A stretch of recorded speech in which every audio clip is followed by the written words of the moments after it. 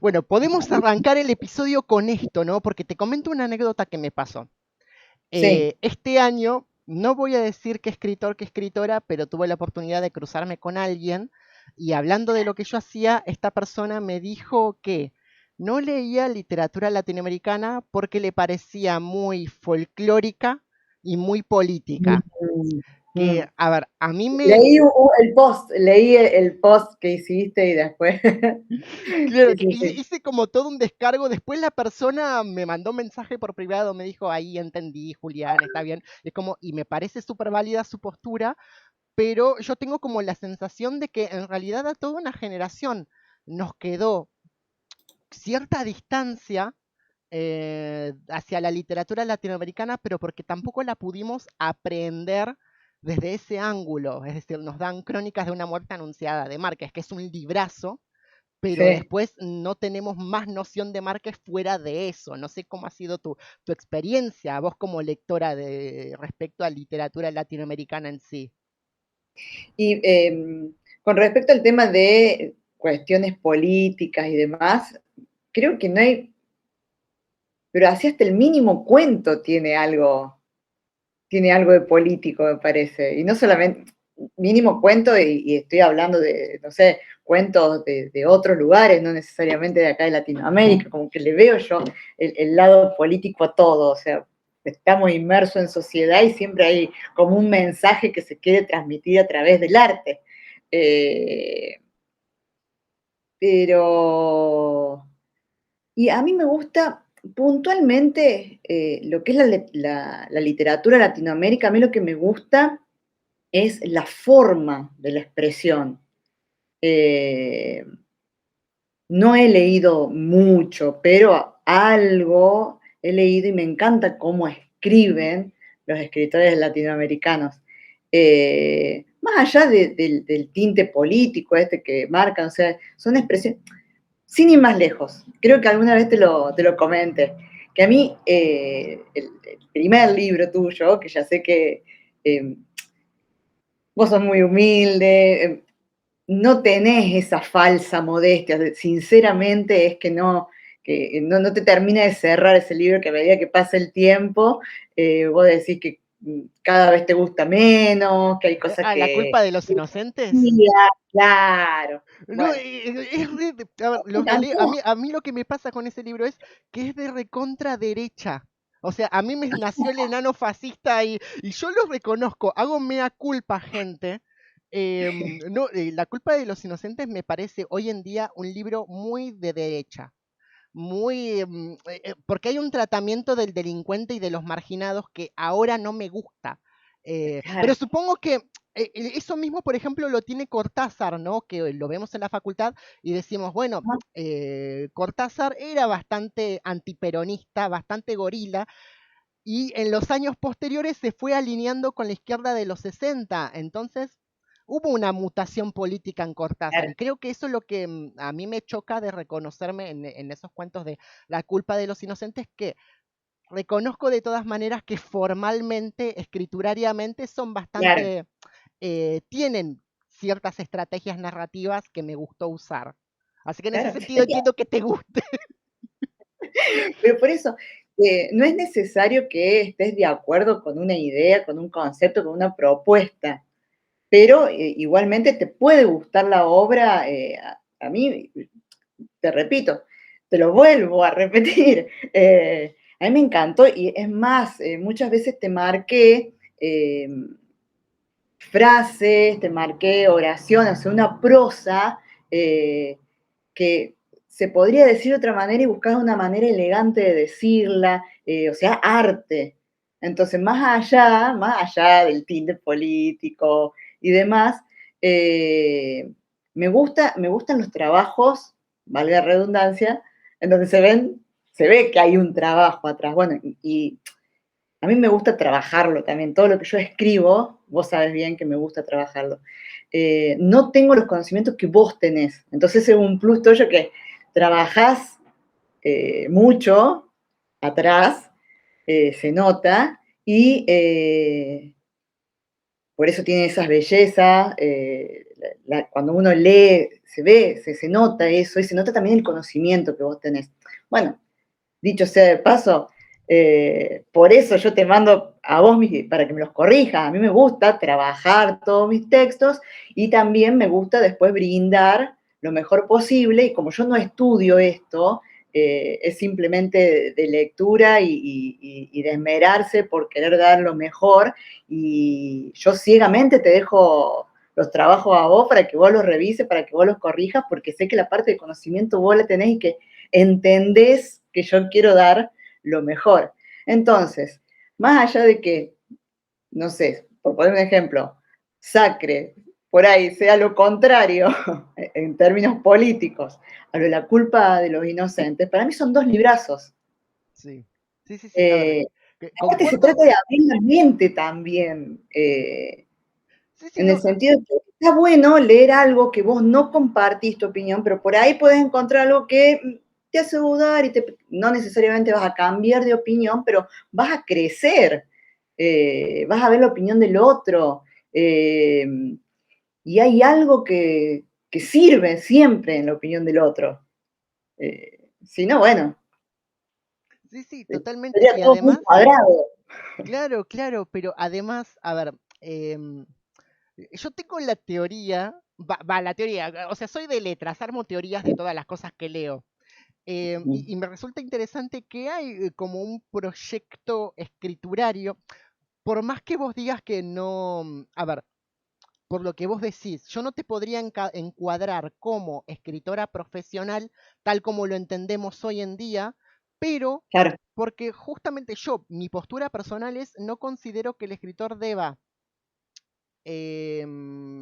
ah, iba a decir, no considero que el escritor deba profesionalizarse en tanto su oficio claro. es un oficio y no tanto una carrera académica, eh, eh, en cierto sentido. A ver, ¿a qué me refiero con esto?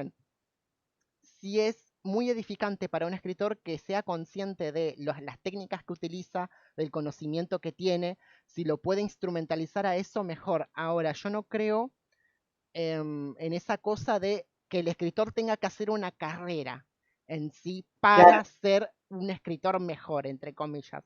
Yo tengo como claro. una postura muy, que de hecho fue una postura muy, muy polarizada en los años del boom latinoamericano, que era esa cosa de, ¿el escritor es profesional de las letras o no? Y había Claro, escritores que decían, no, la verdad que no consideramos que somos profesionales de nada, porque escribimos de lo que nos nace. Hay un escritor peruano, Arguedas, que discutió con Cortázar. Esta polémica siempre la traigo, pero Arguedas lo que él decía era que a él no le cerraba esa idea del escritor profesional, porque para él ajá, era la persona que se encerraba y escribía una novela al año para sus lectores, y en ese circuito algo de lo literario, de la libertad creativa se perdía. Y Arguedas era un tipo que escribía mucho sobre temática indígena, sobre la realidad andina, sobre su condición de mestizo también, y él lo tiraba para ese lado. Y otra cosa que decía Arguedas, que también está muy vigente hoy en día, es esa cosa de, el escritor siempre es algo más. Yo soy etnólogo. Juan Rulfo de claro, México es fotógrafo. Entonces tenía como él esa postura concreta, que es muy claro. interesante y cómo esa discusión sigue vigente hoy en día en hecho de, ¿el escritor se dedica solamente a ser escritor o tiene que dedicarse a otra cosa y la escritura es algo humano pero no burocratizado? Entonces hay como toda una cosa muy interesante ahí de la realidad latinoamericana también del escritor, el hecho de, che, ¿podemos profesionalizarnos o no? ¿Nos tienen que ver como profesionales o no? Hay todo un tira y afloje y me interesaría conocer tu opinión respecto a esa debacle, ¿no? No tengo idea. O sea, O sea, vos crees que, por no ejemplo, sé. vos te consideras, a ver, no, no sé si te consideras, pero vos pensás que debemos vernos como profesionales quienes nos dedicamos a escribir. No, no necesariamente. Eh, Me gusta más lo que dijiste antes, de un oficio. La verdad que no me puse a analizarlo tampoco. No. Y sí miro mucho, por ejemplo, las biografías de los escritores. O sea, al momento de leer un libro me voy y leo ahí de qué se trata, en qué época vivió, porque también estoy en contra de eso de prohibir lecturas, no, porque, qué sé yo, ahora suponiendo un tema y puede ser que, no sé si alguien me puede llegar a odiar por lo que voy a decir, esto que no, porque en esa época, porque eso era tan machista que no, hay que dejarlo de lado. Para mí no, porque es lo que era justamente en ese momento para no volver a, eh, no volver a eso, para tomarlo como que es parte también de la historia. Eh, no sé si me fui del tema, a lo mejor no No, tiene no, nada que ver con... es válido el tema, me parece muy válido. Es decir, vos no sos una autora que cancele, vos no sos una autora canceladora, vos no Claro, cancelás el pasado. claro, claro. Es más, eh, y no sé si tiene que ver con el profesionalismo, no sé, porque por ahí lo profesional como que te impone requisitos, me parece.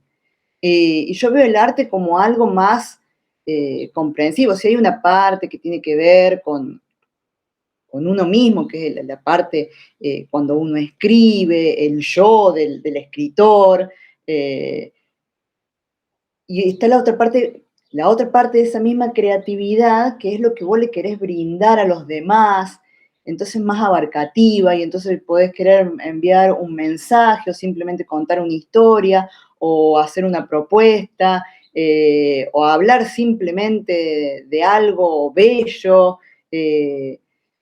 O marcar una idea, no sé, pueden ser muchas cosas, pero tiene que ver, como que hay dos etapas, una parte que es la parte egoísta y la otra parte que es la parte compartida, y bueno, y esa parte compartida para mí no tiene que tener requisitos. Eh, y hasta, mira, me permito pensar que tiene mucho que ver con los gustos también, porque entonces hay escritores que, qué sé yo, no sé, ponele que son profesionales y a mí no me gusta lo que escribe. Eh, Y después hay algún otro que es más, ¿cómo decirlo? No sé, o sea, se siente en su casa. Tengo, de hecho, un amigo que no ha publicado nada, Mm. pero yo voy a su casa y es tomar un vinito y él me muestra lo que escribió ahí en su casa. Y escribe, pero precioso lo que escribe.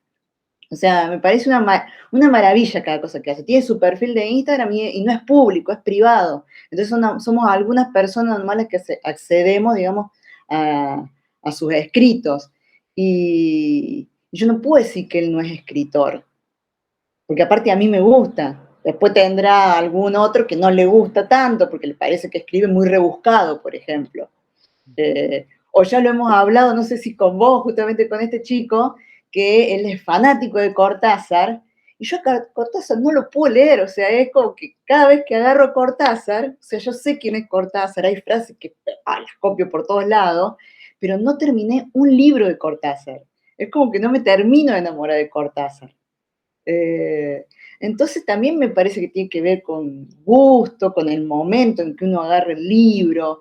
Y yo no sé si cuando hablamos de profesionalismo, todas esas cosas están permitidas en lo profesional. No, la verdad que no desconozco. Eh, y como te digo, cuando hablábamos recién de hacer carrera y demás, yo cursé tanto filosofía como abogacía. Abogacía hice los 6 años de abogacía, hice uno de filosofía, no terminé ninguna de esas carreras, entonces no soy profesional en nada de eso, eh, porque justamente era como muchos requisitos.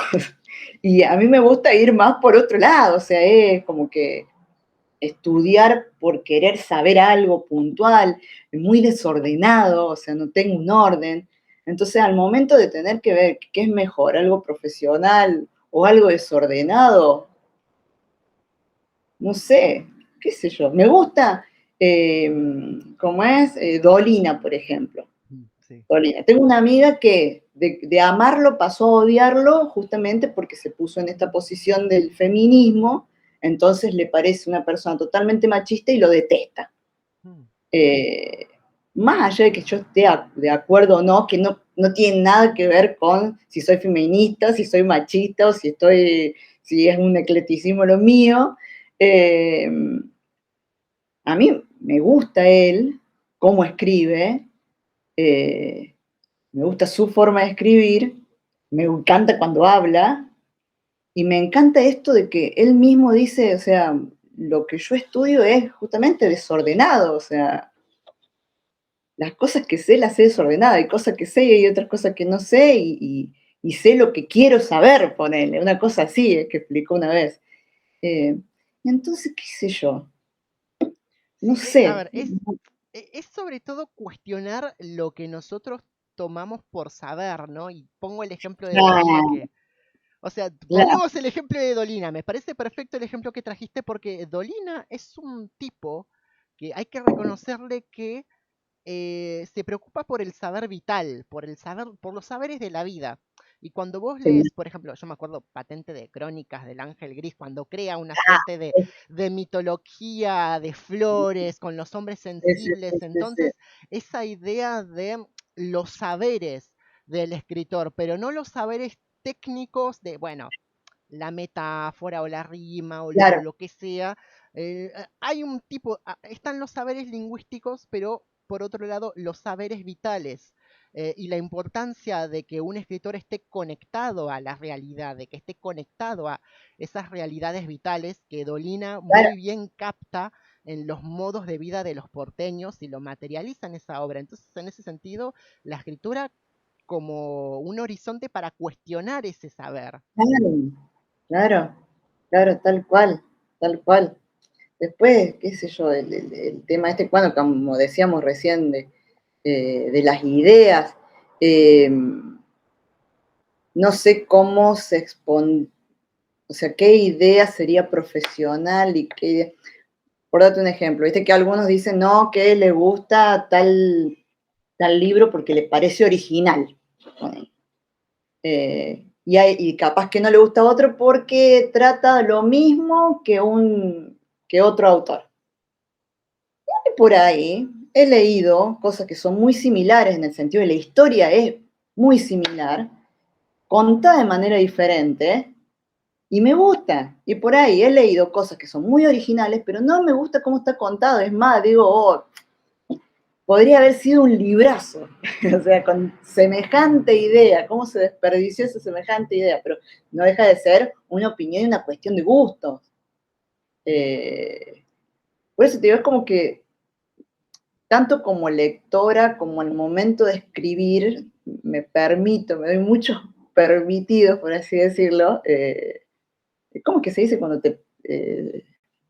sí, cuando te das, le das lugar a cualquier tipo de gusto, de pretensión, eh, sin, sin tener un marco, unos requisitos ahí que seguir. Entonces, no, no, no te podría responder eso si tiene que ser. Para mí no.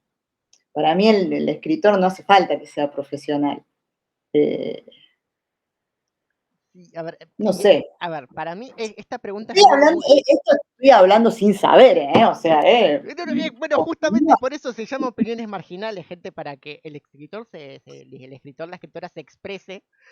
Porque también, mira, y yo quiero mantener el espacio con este formato, ¿por qué? Porque a mí me ha pasado de que mucha gente en los vivos de Instagram, ahora estamos empezando por YouTube, perdón, pero a la mayoría de la gente le gusta este espacio en tanto no se sienten obligados a responder saberes, porque yo nunca te voy a preguntar, claro, no sé, no te voy a preguntar, claro, "Chi, ¿qué disciplina estudiaste para escribir Sacre?". Es como, creo que la escritura pasa claro, por otro lado, entonces creo que claro, también, sobre todo en tiempos de redes sociales, creo que también hay una presión respecto a que el escritor sí o sí tiene que saber ciertas cosas para dar una entrevista, para opinar de su propia escritura, para y por ahí esos saberes que nos importan en realidad son los saberes vitales. Vuelvo a esa categoría, ¿no? claro, A ver, yo soy estudiante de facultad, tengo un montón de lecturas encima y todo eso, pero si eso no es humano, no es importante. A eso es a lo que voy. claro, claro, Entonces, por claro, ahí, un autor que, o he visto entrevistas donde por ahí ciertos autores célebres dan muchas vueltas respecto a sí, porque la técnica de escritura, y es como, no, hermano, Ah, háblame de otra cosa, porque creo que es eso. Entonces, volviendo a esta cuestión, ¿no? Creo que el escritor es también un espacio, la escritura también es un espacio en el que reconoces tu no saber. No tienes que saber toda la historia para empezar a escribirla.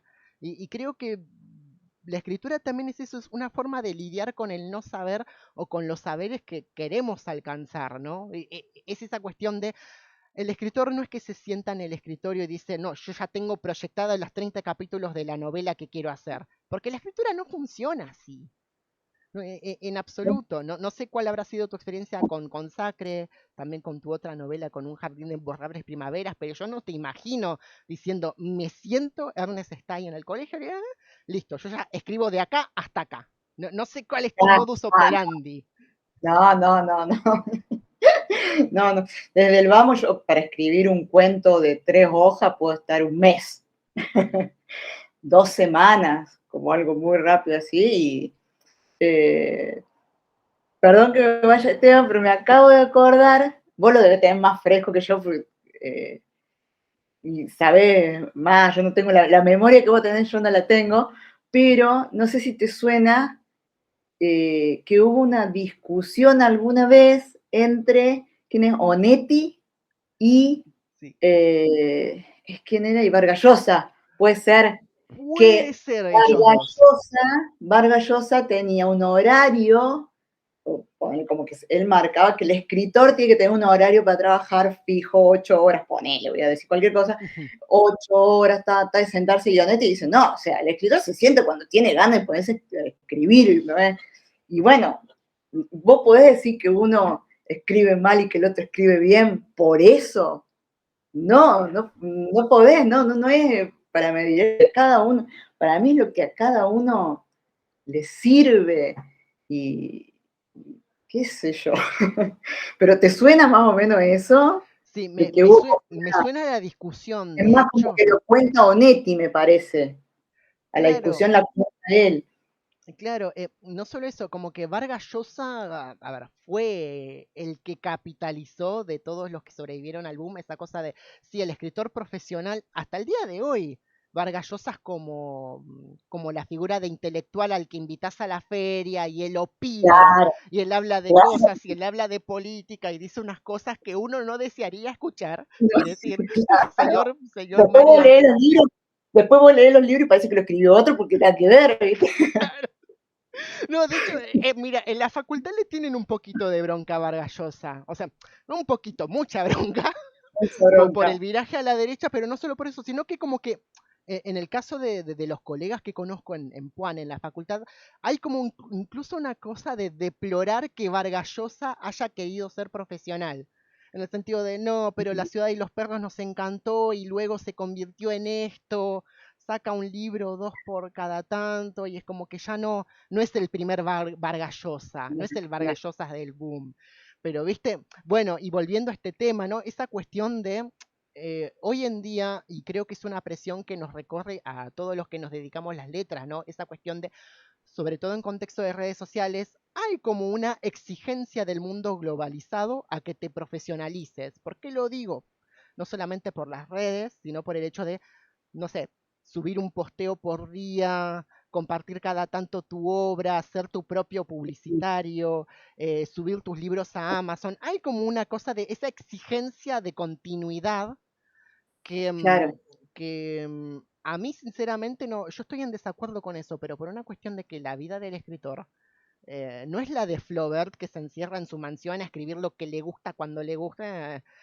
La realidad latinoamericana es otra. bien. Y Sí, sí, sí. a ver, creo que hay una discusión, si no hay una discusión la empiezo yo, pero hay una discusión muy fuerte en el sentido de la relación parasitaria, inclusive, que el escritor empieza a tener con respecto a las redes sociales y esa demanda de, no de publicar un libro al año siquiera, sino de tuitear algo, de postear Claro, algo, de opinar sobre algo, de adelantar algo. Hay como una presión implícita donde por ahí las redes sociales mismas te van diciendo, o el algoritmo te va diciendo, che, no, querés ser escritor, escritora, es como publica todos los días, hace este contenido, interactúa Claro, con este público. Y yo soy más tradicional, no sé. claro. El escritor tiene que escribir. Es una no, no es mía la frase, tampoco es la frase, pero ¿sabes dónde, de dónde me quedo así? A mí me gusta Rocky, o sea, nada que ver una cosa con la otra, ¿no? Pero a mí me gusta mucho Rocky, y Rocky durante todas sus películas te dice, el boxeador tiene que boxear, o sea, el boxeador tiene que pelear. Y bueno, yo lo agarré como, no sé, de tipo mantra o mandamiento, o sea, Cristo para los cristianos, Rocky para mí, una cosa así. Para Rocky, para Andreas Rojas, pero a ver, aparte, no, me parece que tenés Pero, una o imagen sea, más, muy. más allá de la frase simple, o sea, el escritor tiene que escribir cuando preguntan eso, y, pero ¿cómo hago para ser escritora? Y bueno, agarra un lápiz y un papel, o sea, y empecé a escribir, empecé a trabajar. Y no, bueno, pero como que se preocupan más justamente por el tema de las redes, por buscar el público antes, por esta necesidad, no sé, de avanzar el tiempo, de hacer todo rápido, de tener las cosas, no sé si fáciles, eh, de acortar caminos, eh, no sé, bueno, eso a mí, por ejemplo, no me funciona a mí, a otros sí, capaz que sí. A mí no me funciona esto de querer acortar caminos, qué sé yo, o sea, yo primero me puse a escribir, después de escribir durante 2 años, saqué el primer libro y sí me aconsejaron que abriera una cuenta de Instagram para después poner ahí, che, oye, existo y hago esto, para que no sean mis 5 amigos los que me compren el libro. Entonces, bueno, seguí ese consejo, porque también pasa esto, de que por ahí uno no está dentro de sus costumbres, de sus principios, de sus valores, ponerle el término que quieras, entonces por ahí no quiere hacer cosas porque, no, yo no me quiero meter en eso porque yo quiero seguir en esta integridad de principios, ponerle, entonces por ahí no se quieren meter. Eh, pero uno aprende de lo otro, hace falta, de repente yo estaba en contra de las redes sociales y ahora con Instagram tengo una feria, lo primero que hago es poner, voy a estar en tal feria, o sea, lo uso como herramienta, no es una forma de vida, pero es una herramienta y aprendí que eso es una herramienta y bueno, como herramienta hay que usarla. Eh, pero esto de primero juntar muchos seguidores y estar con eso y que me mandan mensajes de, ponele, de alguien que no conozco y me dice, ¿podés seguir a esta cuenta que tiene que llegar a 1 millón para que, ¿por qué? ¿Y qué hace? ¿Quién es esta persona? No, porque él está escribiendo un libro. Bueno, porque escriba primero, que escriba el libro, que trabaje en eso, trabaje en lo que quiere dar. Pero bueno, esas cosas son las raras, me parece. Y bueno, ni hablar de querer darle bolilla a los caprichos de Instagram como empresa. Tampoco, o sea, no hay forma, no. Pero bueno, hay de todo. Sí, a ver, hay de todo y a ver, yo creo que traigo esto a colación porque estamos en un cambio de siglo muy raro. A ver, a mí me pasaba mi experiencia tipo, a mi edad tipo 15 16 años, que yo hacía lo mismo que vos, que era buscar biografías de autores. Mm, Entonces, las biografías de los autores que me gustaban terminaban en la miseria o no reconocidos en vida. A ver, por ahí el caso tipo Borges, pero Borges tiene el estigma de no haber ganado el Nobel, de que lo claro. ninguneaban por conservador, pero en medio de toda esa búsqueda de biografías, la que más me marcó, por ejemplo, a mí fue la de Rodolfo Walsh, el escritor argentino, Mm, autor de Operación Masacre, que lo que mm, me marcó de él fue que él quería ser escritor de historias policiales al principio. Y en el prólogo de sí. Operación Masacre lo que él dice es que estando en La Plata, cuando fue la Revolución Libertadora, creo que se llamaba, del 55, donde él estaba en La Plata jugando ajedrez y de pronto sonidos de disparos, él volviendo a su casa y viendo todo el caos político que se había materializado en la calle, ¿no? claro, Y él decía que él no podía seguir escribiendo sin sacar la cabeza por la ventana, parafraseándolo. claro, Entonces era esa cosa de que a través de la biografía de Rodolfo Walsh me pasó algo interesante que fue, che, estoy escribiendo en democracia. claro, Hace no mucho que la claro, recuperamos con todo lo que implicó, con todos los sacrificios que implicaron. Algo que me estremece por ahí no digo de mi propia generación, sino de las que me siguen hoy en día, es esa cuestión de, y por ahí es un temor injustificado, ojo, pero es esa cuestión de recordemos que estamos en democracia y que podemos escribir en democracia. Hoy claro. en día, y más sobre todo en este año electoral, que usamos la palabra democracia tan gratuitamente, Sí, a ver, es ser conscientes de que somos escritores en democracia. Podemos discutir gustos, podemos discutir si redes sociales sí, no, si juntarse en sí, este... Podemos discutir eso. Lo que no se discute es la democracia y la libertad en la escritura. Em, y me acongoja muchísimo que por ahí la política, la palabra política sea una mala palabra. Yo claro. puedo decir que la escritura de... Debería, Exacto, a ver, por ejemplo, yo voy a citarte a vos, tipo en tus cuentos de mientras tanto, hay una cuestión ecopolítica, podemos claro, llamarle, y no por eso, y eso no significa que vos estés con una bandera verde diciendo, oh, sí, protejan a los árboles, no, la cuestión claro, ecopolítica atraviesa tu obra de una manera orgánica. Y en ese sentido, la palabra política no es una cosa ominosa que divide a la gente. No, si existe un no, Estado, si existe una nación, es porque existe una polis, una comunidad, una política en común. Y claro, algo que me preocupa a mí como escritor y que por ahí esto no se habla mucho ni en los circuitos independientes o autogestivos, es esa cuestión de el valor político de la palabra, no ujú, bajo una bandera partidaria, sino entendiendo claro, de que estamos en una democracia recuperadísima, claro, recuperadísima, en una democracia más frágil de lo que yo pensaba. sí, sí, sí, sí, sí, sí. Sí, es más o menos como hablábamos recién del el tema de la creatividad, que decíamos que hay una parte que es el yo, el ego, el escritor, y después está esa parte de querer compartir.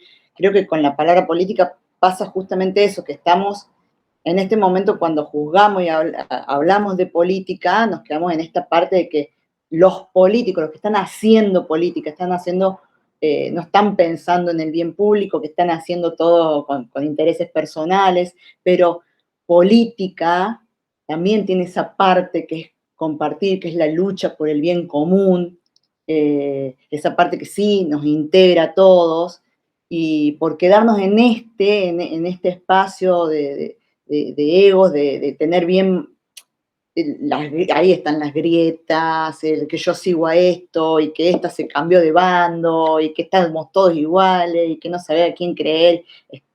O sea, como que nos hemos desprendido de esa idea global, integradora, que debería ser la política como nació la palabra, por así decirlo, ¿no?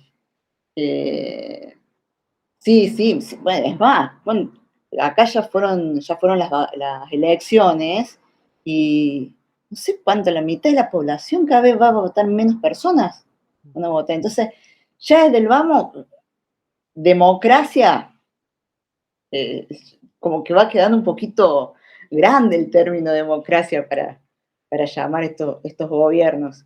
Y, y en realidad nunca fue, bueno, no nos vamos a poner a hablar de política. Pero ¿Por qué no? Pero, a ver, te tiro un salvavidas como para ir perfilando esta cuestión, ¿no? A ver, podemos pensar diferente entre distintos grupos humanos, sí. pero Podés cambiar, incluso, perdón, ¿no? sí, Podés cambiar de manera de pensar. O sí, sea, el tema de escuchar a otro, por más que no te guste lo que está escuchando y que no coincidan con tus ideas, es muy importante, es muy, es alimento para lo que hace falta, para ver cómo piensa el otro, eh, cómo, cómo ve las cosas y las ve de una manera que son diferentes a cómo la ve uno. Entonces, el diálogo es algo muy importante. Eh, escuchar, Pero una idea, hay uno de los candidatos que yo digo, no, por Dios que no ganen, que todos dicen que, que va a ganar, digo, no, me muero porque yo Ya me estoy, imagino quién. no, Yo, no en el a ver, frente, no yo soy. estoy en el frente, estoy pero mucho más allá, ¿viste? O sea, pero vos lo escuchás, a este hay que sumarle temas como la oratoria, eh, el análisis, así, a dónde va apuntado cada discurso, cómo te quieren mover las emociones para comprarte, siempre, siempre en esta parte, ¿no? De a través del ego y de mi discurso quiero conquistar tu voluntad atacando una determinada emoción, pero me voy olvidando lo que es la política, que es el bien común, ese amplio. Entonces, toda una manipulación horrible, pero que eso es lo feo, me parece, en este momento, que eso pero no la política en sí, ojalá, o sea, yo no voy a dejar de ir a votar. Justamente ayer tuvimos una cena y las personas que estaban ahí decían eso, no, yo no fui a votar y no voy a votar tampoco, yo no voto más. Empezaron todo, que para qué sirve, que esto, obviamente que mi opinión es contraria, o sea, porque es el único momento de participación política que yo tengo, más allá de que le quieras ver esa parte política, ese ingrediente político a los cuentos, a mis novelas y qué sé yo, pero la participación en la política, en la comunidad, mi participación es ese pequeño ese voto, que obviamente ya sabemos a dónde va siempre, pero porque nos conocemos, pero no sé a dónde iba. Esto también es muy filosófico, no sé de dónde vengo y no sé a dónde voy. Ya sabemos a dónde vamos. Esto es No sé a dónde Latinoamérica, sí. Pero, a ver, por lo menos tenés esa instancia de vos como. Que la política Ujú. es necesaria y que el voto es necesario y que estamos en democracia y que aprovechemos, como para cerrarlo de alguna manera lo que venía diciendo. Claro, es que, a ver, además, Claramente no está guionado opiniones marginales, gente. esa es la gracia Es, de esto, que no está es como si guionado en absoluto. tuviéramos un mates así, amigos, charlando de cosas que nos importan. Sí, sí, es que ese es el formato que va. A ver, a mí me preocupa muchísimo esa definición de la política, sobre todo en mi postura de estudiante universitario, que haya alguien que diga que la educación tiene que ser privatizada, yo me quiero morir. O sea, yo no, no puedo creer que se esté discutiendo la gratuidad de la educación pública. Y es Se me una cortó lástima. recién un cachito, no sé si... Sí, sí, sí. A ver, ahí te tengo de vuelta. Te tenemos de Ah, bien, vuelta. ahí está porque Perfecto. se me... no pude escuchar qué es lo que me decías. No, que yo como estudiante universitario me preocupa muchísimo esa antipatía que tiene la gente sobre la palabra política, porque Sí. se está discutiendo hoy en día si privatizar la educación. A Claro, ver, y está como el ¿cómo candidato te va que a dice, importar? claro, es como está el candidato que dice, no, hay que privatizar la educación y la salud. Y es como, hermano, no me podés hacer esto, ni a mí, ni al resto de mi generación, porque hay una realidad y es que si ya de por sí está jodida la situación con la educación pública, porque hay gente que trabaja, Sí, tiene dos trabajos aparte de la carrera universitaria, tiene familias que mantener o maternan. De hecho, en Puan me acuerdo que se luchaba por una guardería para niños y sí, niñas, para que las estudiantes madres puedan ir a estudiar, ¿no? Si nosotros todavía no tenemos resuelto eso. Y para colmo viene alguien que nos dice, vamos a privatizar todo. Y es como, no, no, no, no. De hecho, algo interesante que me pasó es que estaban viendo las noticias y mi padre vino, tomamos unos mates y me dijo, no, quieren hacer lo que hicieron en el 2001, que a mí ah, me recorre un escalofrío muy feo cuando mi padre suelta esos comentarios, en el sentido de esa cosa muy pesada de pensar, che, ¿cómo el 2000, ¿cómo nos pudimos olvidar de lo que pasó en el 2001? Y que de hecho también todo hubo una gama de editoriales con determinadas líneas y de autores que escribieron a partir del 2001, que fue algo absolutamente nefasto, y me entristece muchísimo que haya ciertas discursividades a favor de la privatización extrema, que, perdón por la palabra que voy a decir, se cagan en lo que fue, en todo lo que Sí. sufrimos en los 90 y que culminó en el estallido del 2001. Que no sé cómo lo habrás vivido vos, André, por tu parte, Sí. esa época. Bueno, yo justamente en la década del 90 es que estaba en la facultad y fueron las primeras marchas en contra de la privatización de la universidad.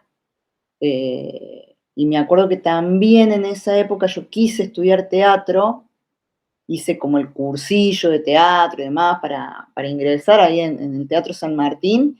Y después del cursillo fue cuando se suspendieron las clases porque, bueno, porque empezaba este movimiento en contra de la privatización de las universidades nacionales. Eh, que si pasaba eso yo no iba a poder estudiar, por ejemplo. Eh, o sea, ya desde el vamos me tocaba puntualmente. Ni hablar de otras personas. Te digo, yo en esa época conocí gente que venía del interior de, qué sé yo, por ejemplo, de Jujuy, de Salta, venían muchos a estudiar acá, que a su vez que consiguieron un trabajo para poder bancarse sus estudios, para poder tener una oportunidad acá, y todo eso se iba a cerrar, se iba a acabar, porque obviamente iban a tener que volver. Y un castigo a qué es eso, o sea, ¿por qué esas personas se están buscando justamente como todos una oportunidad, que ellos mismos se estaban dando esa oportunidad, viniendo, haciendo ese sacrificio para poder asistir a la escuela pública? O sea, a lo que voy, la escuela pública no es un regalo como algunos lo quieren ver, que te dicen, no, pero esto es regalar, es darle a los pobres, no sé, oportunidades. No es un regalo. Eh, sí, es una oportunidad y la oportunidad no tiene que verse como un regalo, como que no te corresponde. ¿Por qué no te corresponde? Si sos un ciudadano, si vivís acá dentro de esta tierra. O sea, el que está de prestado sos vos como administrador de la cosa pública. Vos sos el administrador. Vos estás de prestado, tenemos un lugar ahí para que administres. ¿Por qué nos venís a quitar lo que nosotros tenemos como prácticamente como esencia? O sea, como esencia del ciudadano es eso, el trabajo, la educación, la salud. Eh, entonces, esas movidas así, que es hacer que todo sea para pocos, es justamente burlarse de la historia. Es burlarse de la historia, como vos dijiste, es cagarse en la historia. Porque atrás de todas estas movidas hay toda una historia que más atrás en el tiempo también está manchada con sangre, porque lo que hoy tenemos costó muchísimo. Eh, entonces es eso, es una burla a la palabra ciudadano, una burla a la palabra política, es una burla a la patria. Después los ves todos con banderas y que la patria, y no sé, y lo nacional, los verdaderos patriotas, no sé, se llenan los discursos. O sea, seguimos con los discursos, una onda, ¿cómo eran estos filósofos que eran puro discurso nomás? Bueno, se me fue el nombre. Bueno, no me acuerdo cómo es que se llamaban, que Aristóteles los odiaba, pero se me fue el nombre, creo que estaba Protágoras, y que eso era basado en el discurso y en la manipulación. Y utilizar las emociones, y de golpe ven que hay descontento por tal cosa, y en lugar de preocuparte, che, tenés toda una población descontenta por tal cosa, no, vamos a usar ese descontento a nuestro favor, para mí, para mis amigos. Y entonces después vienen esas políticas que están en contra de los mismos ciudadanos, en contra de las minorías, en contra de la ecología, y logran también estas cosas de que de golpe no te interese la política. O sea, de mis amigos, no te digo, ayer éramos en la mesa, la única que va a ir a votar soy yo. Es horrible, es una situación horrible, porque acá vivimos todos.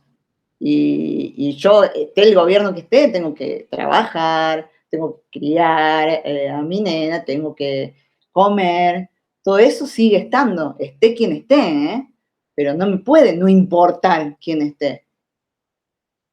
Quizás yo tengo la suerte de que me va a ir bien porque tengo una familia que me apoya, pero no todos tienen las mismas, están en el mismo ambiente en el que yo me muevo. No todos tienen las mismas posibilidades y sí dependen mucho de quién esté.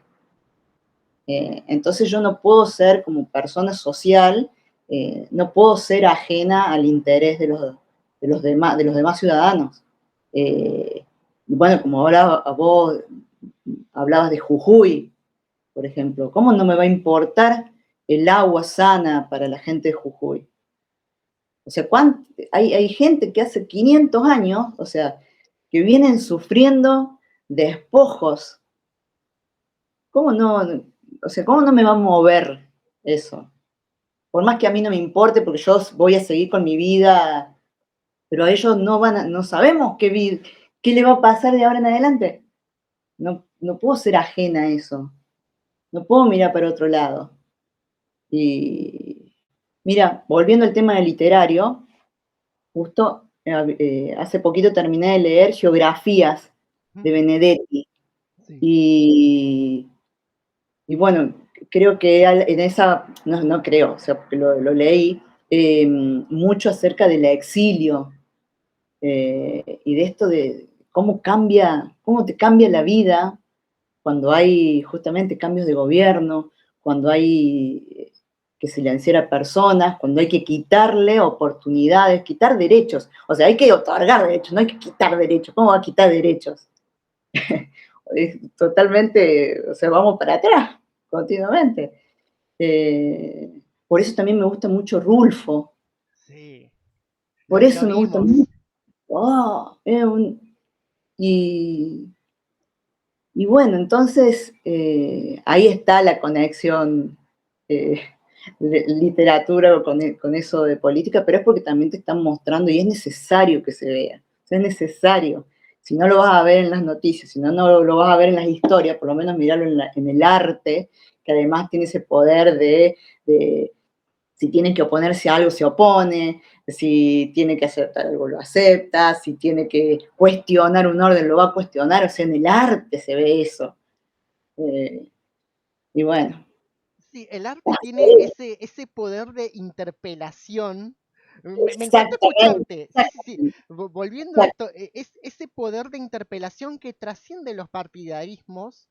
A ver, yo vuelvo sobre el boom porque al boom le pasó eso. ¿Qué pasó con el boom?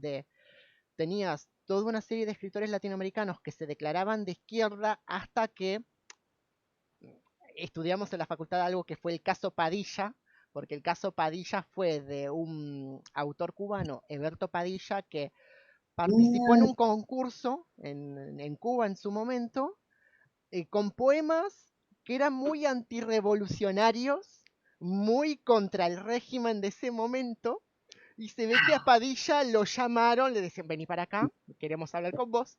Pasó algo con Padilla, y los escritores del boom, junto con otros intelectuales tipo Sartre, Simón de Beauvoir, firmaron claro. toda una carta extensa para pedir el esclarecimiento de la situación de Padilla, y Padilla salió a decir, no chicos, miren, no pasó nada, no, yo estuve mal.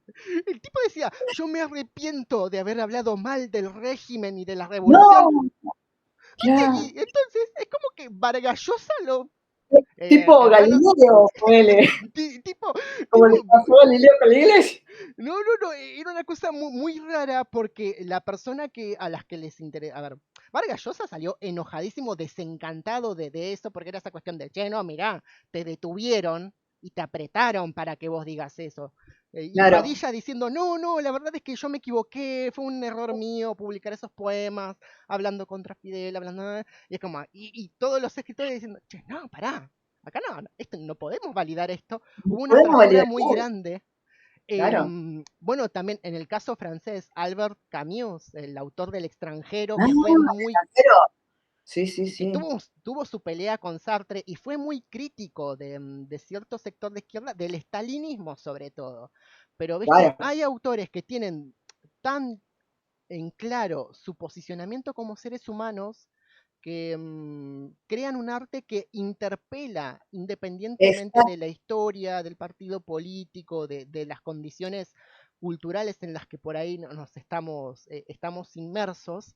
Hay un Claro. arte que Creo que está ahí, bien. en lo que vos decís está el valor, justamente, que eso, de no perder el punto de vista humano, o sea, estamos hablando de personas humanas, y que vos dijiste independientemente del partido. Está bueno lo que dijiste recién, bueno, Sí, sí, te sí, dije, es que, a ver, a ver, hay una cuestión, y con muy esto, bueno lo que dijiste. claro, es que, a ver, con esto no invalido el hecho de, bueno, si querés hacer tal o cual ideología, bueno, perfecto, bien, pero hay una cuestión que hay una condición humana que no podemos discutir, Eso, hay un valor humano que no podemos no socavar. se puede discutir. Exacto. Entonces, a ver, yo voy porque se me ocurren miles de ejemplos, entonces mi cabeza es un hervidero de ideas, pero el ejemplo simple y escolar que se me ocurre es Rebelión en la Granja, no sé si lo leíste, Eh, de sí, Orwell. sí, Bueno, sí, sí. o sea, sencillísimo. Y Orwell era un tipo que se había declarado afín a la izquierda y publica Rebelión en la Granja. Que medio mundo Claro, diciendo, che, no, mira, sí, sí, sí. esto va en contra de los intereses de partido, no lo Claro, publiques. Y el tipo lo publicó claro. igual porque vio cosas que no le gustaron Que no le gustaron, claro. y terminó Está siendo una perfecto. alegoría no solamente del estalinismo, sino del poder en general, de cómo Sí, sube una sí, dictadura al poder sí, en sí, Rebelión en la Granja. Entonces, ese es un ejemplo perfecto. sí, sí, sí, sí, sí, sí, sí. Sí, a mí me encantó que vos podrías decir, bueno, justamente lo que le decían al Che, no, pero ¿qué me importa? No, o sea, que la condición humana es más importante que la lealtad a un partido. Eh, no es tan así. Aparte, el partido, vos lo seguís en tanto y en cuanto eh, tome tus valores, o sea, sean ejemplos, representen los principios que vos buscás. Desde el momento de que siga haciendo lo mismo que critica, no podés avalarlo, Sí, sí, ¿o no? No sé si es una totalmente. mezcla. No, me parece muy, muy interesante porque hoy en día, incluso hoy en día se critica utilizamos la palabra panqueque ah, No, para, sí, para la persona que cambia de orillas, ¿no? Pero, a ver, hay una cuestión que es la integridad suprema que debemos tener es hacia la humanidad, más que exacto, hacia el tal cual. partido, ¿no? Entonces creo que contextualmente, concretamente en Argentina, ¿no? Hay una cuestión no sé si de tradiciones políticas, porque hoy en día ya siento que no hay una continuidad de tradición, Sí, en es el verdad, sentido de, a ver, vos me decís, radicalismo, la primera imagen que tengo es Alfonsín.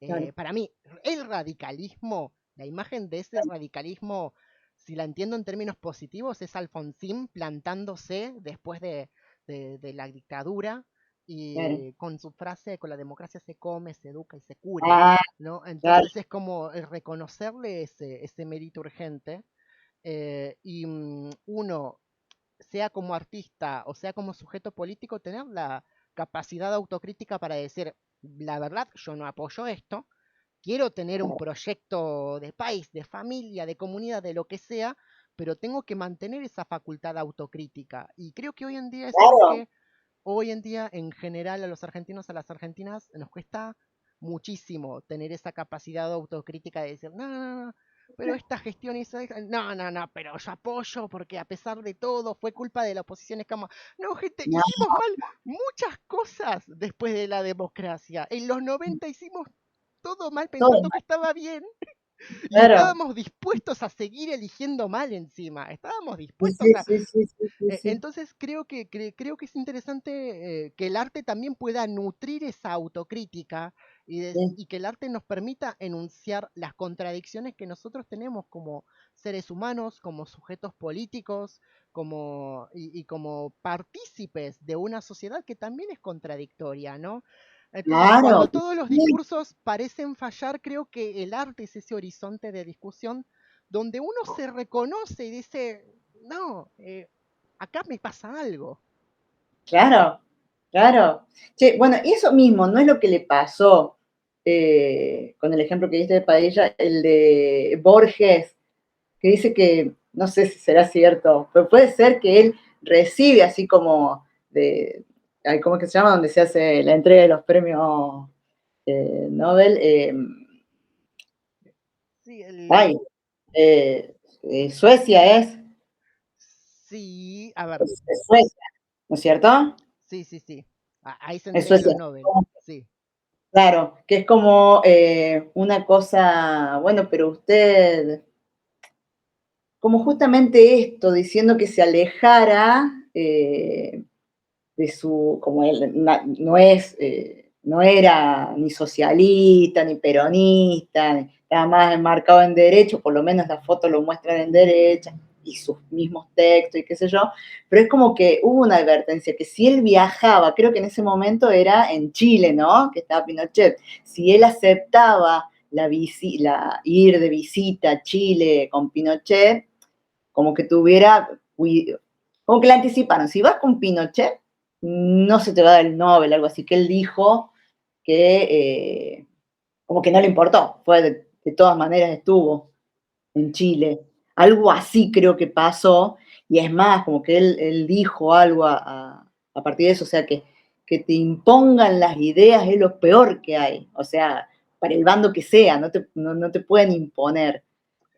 O sea, como que lo que él dice, el discurso que él da, es muy importante, más allá que uno no piense igual que él, que no sea del mismo palo que él. Yo tengo personas, amigos, que no quieren leer a Borges porque lo odian, porque dicen que es derecha. O sea, ¿cómo te podés perder de leer a Borges? Claro. No podés, pero hay mucha gente que no lo quiere leer, porque dice, no, ¿cómo lo va a leer a Borges? Sí, Si a ver, estaba con la dictadura. mira, Bueno, entonces, de hecho él habla te cito la noticia, la noticia, un ¿la portal, tenés?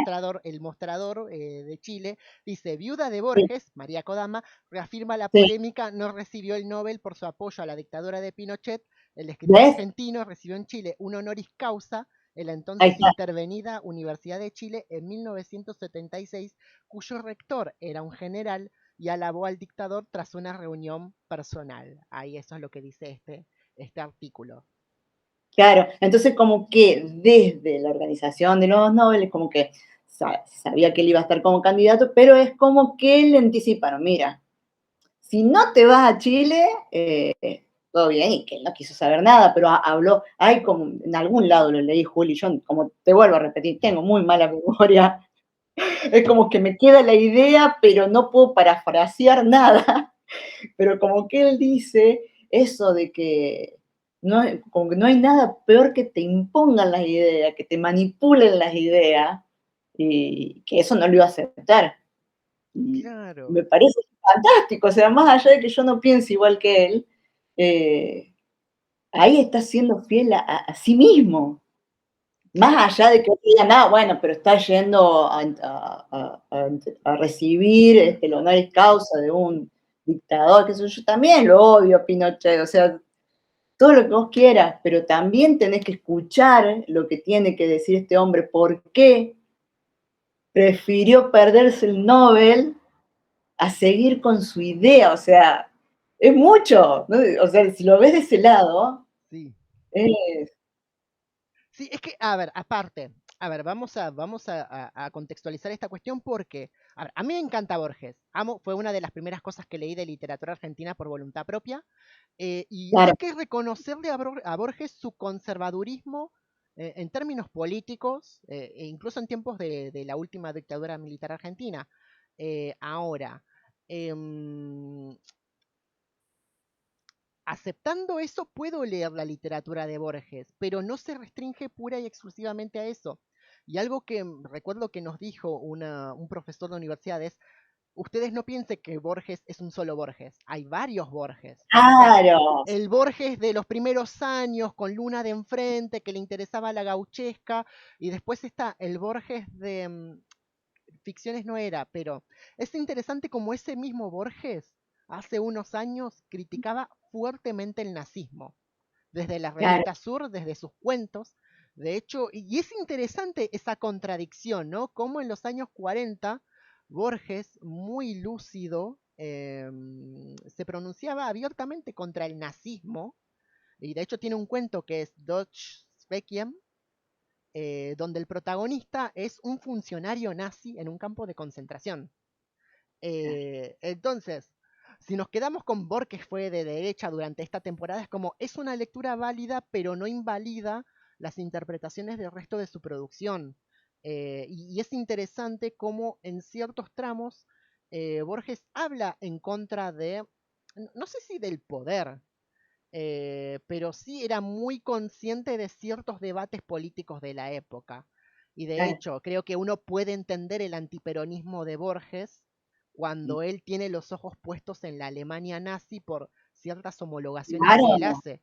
Que de hecho, el propio Borges tenía como ciertas rispideces en la revista Sur, porque la revista le decía, mirá, no hables de te publicamos este cuento, pero no está. ¿Viste? Hay como una cuestión de el escritor no puede hablar de política. Que creo que claro, hay un riesgo hoy en claro, día de que se vuelva ese discurso, porque por ahí la mayoría de la gente piensa, no, porque el escritor no se tiene que meter en política, no se tiene que meter en temas económicos. Y es como, y bueno, ¿y qué hacemos con Borges? ¿Qué hacemos con Juan Rulfo? Que Juan Rulfo. claro, A ver, Juan Rulfo. Este año en Latinoamericana vimos la Revolución Mexicana. La Revolución Mexicana, gente, no tienen una idea de lo que no, es la revolución. Es una cosa de... la generación de Rulfo tuvo una infancia donde salías a la calle y veías gente colgada, curas colgados. En esa sí, época, en ese sí, contexto de la, sí, sí, de la guerra de los cristeros, ¿no? Entonces, esa cuestión de el escritor inherentemente es político, incluso cuando no habla de política, porque se refiere exacto, al orden político del lenguaje que está utilizando, ¿no? sí, Entonces, en ese sentido, por ahí no hacer lecturas tan ingenuas de Borges, por ejemplo, que a mí me parece un escritor imprescindible y extraordinario, con todo lo que podemos reprocharle, sí, al Borges sí, sujeto sí, histórico, sí, pero al Borges escritor que explotó el lenguaje hasta el infinito, hay que reconocerle muchísimas cosas más. sí, Entonces, sí. no tener como Incluso, esa interpretación segmentada de la literatura y poner todo en su contexto. claro, incluso escuchándote, me voy a permitir a ver si logro armar esta idea, incluso como hombre histórico, como vos decís, a ver si logro, vamos a filosofar un poco. Vamos a filosofar, sí, me parece Vamos a filosofar maravilloso. un poco, esto también es una opinión que se me va formando. Incluso, a ver cómo lo puedo expresar, yo respeto, no sé si es la palabra, pero voy a usar esa palabra. Yo respeto cuando alguien es coherente con lo que le toca vivir o como si toma una decisión, si tiene una idea basado, fundada en un razonamiento propio, en un cuestionamiento propio. Es decir, si Borges tiene sus fundamentos para pensar como pensaba, para apoyar lo que apoyaba, eh, si eso tiene un fundamento, si él lo pensó, si él lo vivió, como sea, por ese antiperonismo, porque, bueno, entonces esa idea que él tiene yo, si bien puede que no la respete, no la acepte, pero es coherente en su postura, es válido escucharlo, me parece. Capaz que no, uno no lo abrace, pero es válido escucharlo porque tiene algo para decir. Entonces, o el Che Guevara, ponele, que a mí me dicen, no, ¿cómo te va a gustar el Che que mató a vos? Y bueno, a mí se me ocurre, bueno, San Martín también mató gente, ponele. eh, después, pero fue coherente, o sea, el tipo tenía un ideal, lo que él pensaba coincidía con lo que hacía y coincidía con lo que decía. Yo no voy a salir a buscar una ametralladora y empezar a matar todo. Yo no lo voy a hacer, no lo voy a seguir en eso. Pero lo tengo como un ideal de coherencia con respecto a lo que él buscaba, lo que él decía, lo que hacía y lo que pensaba. Está bien. De hecho, dejó todo lo que podía tener, porque podría haber estado muy acomodado el tipo, No, dejó, es más, renunció a la herencia, porque él no estaba a favor de la herencia. Entonces, lo que él predicaba era lo mismo que él hacía. O sea, no era haz lo que yo digo, pero no lo que yo hago. No, no, no. Él era el primer ejemplo de lo que él buscaba. Entonces, eso, más allá de que uno no lo abrace, yo sí, pero bueno, que aunque uno no lo abrace, puede ver y pueda aprender si se quiere o aceptar la coherencia que hay en su pensamiento. Yo lo que no respeto, no acepto, no abrazo y repudio totalmente es ese que no piensa, no siente, solamente repite como loro lo que el otro le impone y que no cuestiona lo que otro le dice. Eso no lo puedo respetar. O sea, porque no podemos razonar juntos, no vamos hacia adelante, porque sé que no me va a escuchar, porque ya tiene algo que se le metió ahí, no lo piensa razonar, eh, y ya no puede salir de ahí. Entonces, eso sí, a mí no. Por eso cuando vos me decís, bueno, Borges, sí, separemos los libros del escritor, y sí, espectacular los libros, todo lo que quieras, y hasta el hombre, repito, no lo abrazaría, pero sí me tomo la molestia de escucharlo, a ver qué tiene que decir, por qué piensa como piensa.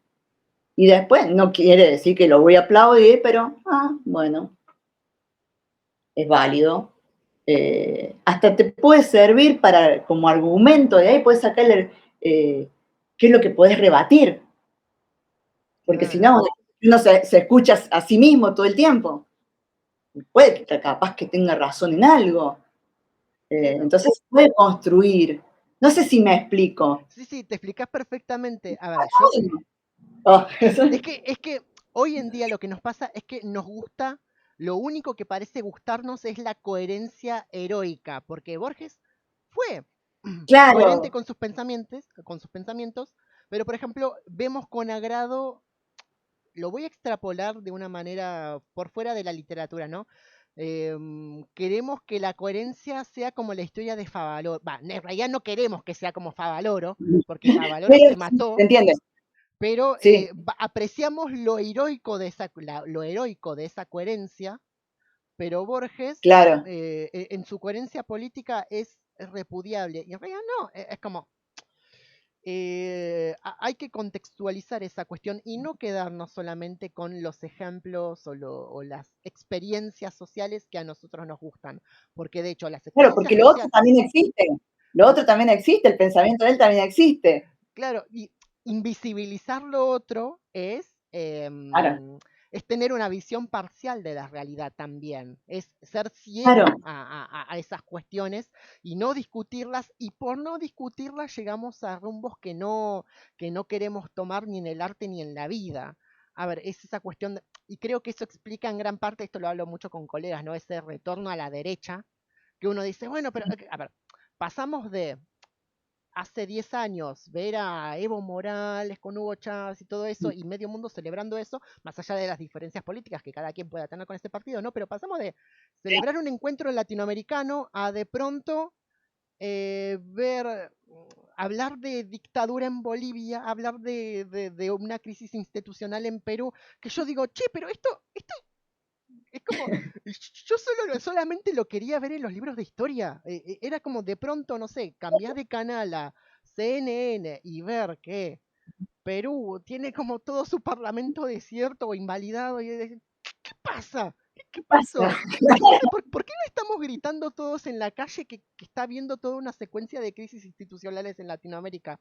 O Bolsonaro avalando cierto estado policial. Es como esa cuestión de volver a oír discursos que yo digo, yo no quiero oír esto. Claro. O sea, ya suficiente con lo que uno pasó en 2001 con todas las experiencias traumáticas a nivel social que tuvimos como argentinos, y no solo volver a oír los discursos, sino gente joven que los apoya, gente que de pronto es como esa cosa de...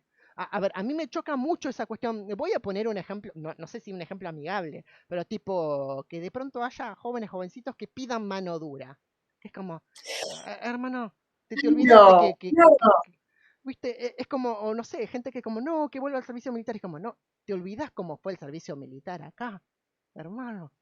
Es como, Claro, y encima, no, no, no es que hace falta ir a una biblioteca o en internet, a través del archivo global, está todo, y sin embargo hay como una cuestión de sesgo histórico de, no, no, sabes que no, no, no, a lo otro hay que sacarlo para afuera, tiene que volver esto. Y es como, claro, no, tenemos que tener una apertura al diálogo, por más que a nosotros como sujetos humanos no nos guste, para llegar a un consenso, para construir un proyecto de país y de sociedad. Esas polarizaciones nos llevan a tomar decisiones equivocadas. Y es valioso enunciarlo. A mí me pasó, lo ligo con el tema del feminismo, por ejemplo, ya que lo hemos nombrado y quisiera detenerme un poquito en eso. A mí algo que me pasó durante lo que se denomina la marea verde y las manifestaciones feministas, yo iba a una iglesia evangélica. Y de pronto, a ver, claro, tenés bueno, y yo me acuerdo que la iglesia evangélica, a ver, es como te veías con, con, con Doña Norma, con el pariente del carnicero, o sea, claro, una iglesia bien de barrio, ¿viste? Donde todos nos claro, conocíamos entre todos. Y con el auge del feminismo, de pronto escuché a gente que jamás pensé que oiría de sus bocas eso, esa cuestión de, no, ¿cómo pueden andar esas lesbianas teñidas de verde? Es como, ay, que Dios las abomina. Y era como esa cuestión de, a mí me dio miedo, no me dio miedo lo que pensaba la gente, me dio miedo que yo lo pensara, me dio miedo que esas ideas claro. permearan en mí porque de pronto era como estar en la niebla de Stephen King, que todos se vuelven fanáticos dentro del supermercado y es como, bueno, matemos a los homosexuales de repente. No, no, era como una cuestión de, no llegó a la apología del delito, pero era esa cuestión de, che, no, ¿qué está pasando acá? No, no me gusta. Es como, y no era esa Sí, sí, cosa siquiera de no, esto es pecado, qué sé yo, que se puede entender dentro del contexto religioso, sino algo peor que es, no, esto es abominación, nos da asco y es como, no, me está asustando, de ahí que dejé de asistir, mira, pero era esa imposibilidad de cuestionar el dogma, esa claro, imposibilidad de cuestionar lo que estás apoyando, porque si lo que estás apoyando te conduce a la casa de brujas y a ver gente colgada y que vos no hagas nada y que les aplaudas por ello, eh, realmente cuestionate, no como persona partidaria de una idea, sino como sujeto humano, porque es claro, justamente por esa actitud acrítica que han acontecido cosas horribles en nuestro país y a claro, nivel continental, ¿no? Entonces yo siento que estamos en una sociedad que te pide que estés de un lado o de otro, de tal manera que no te permitas cuestionarte ese posicionamiento. Y creo que claro, en los años, en las décadas anteriores, si bien el contexto histórico era muy diferente, eh, los artistas o los autores o la gente era más flexible a cierta apertura, a cierto diálogo, o por lo menos había un pequeño espacio para cuestionar las ideas que uno pensaba que eran propias. claro. Te Es escucho, te muy, escucho. sí, sí, sí, es muy, es muy fuerte, pero la urgencia de que nosotros tengamos la facultad de diálogo. Sí, sí, sí.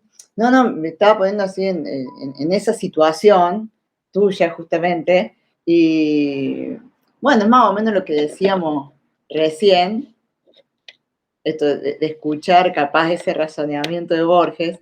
Y justamente quizás estas personas, esta doña, la doña, le falta justamente eso, tener que escuchar al otro. Bueno, lo que acabas de decir, una posición crítica de que no todo tiene que ser estancado, dicho y ordenado de esa manera, que también puede haber otro tipo de orden, de que esto de que el otro tiene algo para decirles, la mujer tiene algo para decir, ¿por qué, no, por qué se tiene que seguir callando? No, no, no pasa nada con escucharla. Eh, Capaz que la señora sigue estando en contra de las propuestas feministas, pero bueno, por lo menos abrir los oídos, no es seguir escuchándote y repetir lo que, porque no sé qué fundamento hay atrás de ese conservadurismo, sería. Sí. No sé qué hay atrás, cuál es el fundamento, porque para mí viene como muy impuesto. vaya, o sea, se me ocurre a mí mi mamá. Mi mamá no había forma, no podías hablar porque la decisión ya estaba tomada y no era para el diálogo. Porque tenía razón, porque así eran las cosas. Eso no es excusa, eso no es un fundamento válido. Eh, entonces, como vos decís, no se puede crecer desde ahí. Bueno, a la señora le estaría haciendo falta eso. Después, yo pienso, capaz que no llegaba a convencer a mi mamá de pensar diferente, no iba a pensar diferente, pero por lo menos iba a escuchar que lo que está haciendo falta es escuchar. eh, y después es más, si cambias de opinión, no está mal cambiar de opinión. Uno crece cambiando de opinión a veces. Es Sí. porque escuchaste. Claro, y hoy parece que se penaliza, ¿no? Ese Sí, diálogo, esa apertura, como que te tildan de tibio si vos empezás a hablar de ciertos claro, temas de cierta manera. A mí no me ha pasado de que me llamen tibio, de hecho yo estoy en una situación muy particular como autor de que me hablo con artistas de diferentes generaciones, de diferentes posturas, así como me hablo, no sé, con el veterano de Malvinas que hace un asado un domingo, me hablo con la artista vegana, y hay todo claro. un espectro que yo manejo bien, pero no porque yo sea apolítico, sino justamente porque yo tengo esa actitud No, de no, al escucha. contrario. Vos sos muy político en el sentido bueno de la palabra, que yo te decía, de compartir y de buscar la unión, vos sos una persona muy, sí, política sería, ¿no? Sí. En ese sentido, ¿no? Bueno, pero si va de presidente te voto, capaz, no sé. No, yo no quiero ser. No, no, no, no, no. No, no te voy No, no, a ver, cuando era chiquito dije, hay cosas, las tres cosas con P que no quiero, la triple P, las tres cosas con P que no quiero ser son profesor, que ahora me lo estoy planteando, a presidente o policía. No, no quiero ser ni presidente ni ah, policía. Es como, viste, pero, a ver, creo que ese es el valor que yo quiero traer en opiniones marginales en el sentido de que los artistas se expresen no solamente por lo que digan en su arte, sino como sujetos humanos, que me parece muy interesante traer esta cuestión humana de vuelta, en este caso a YouTube, pero a las redes sociales en general, sobre todo porque por ahí hoy en día decimos, no, las redes sociales son una herramienta más para que el autor se exprese y es como, pero si el autor no se puede expresar de lo que desea, entonces no hay libertad de expresión. claro. eh, no hay libertad de expresión a menos que complazcas al algoritmo, ¿no? Hace poco con una autora en privado me planteaba esta cuestión de si yo digo que soy peronista o radicalista o de izquierda, pierdo seguidores. Y es como, y esas son las dinámicas de las redes sociales, pero es como esa cosa de al final no podés opinar sobre nada en una plataforma que te pide que opines o que te supuestamente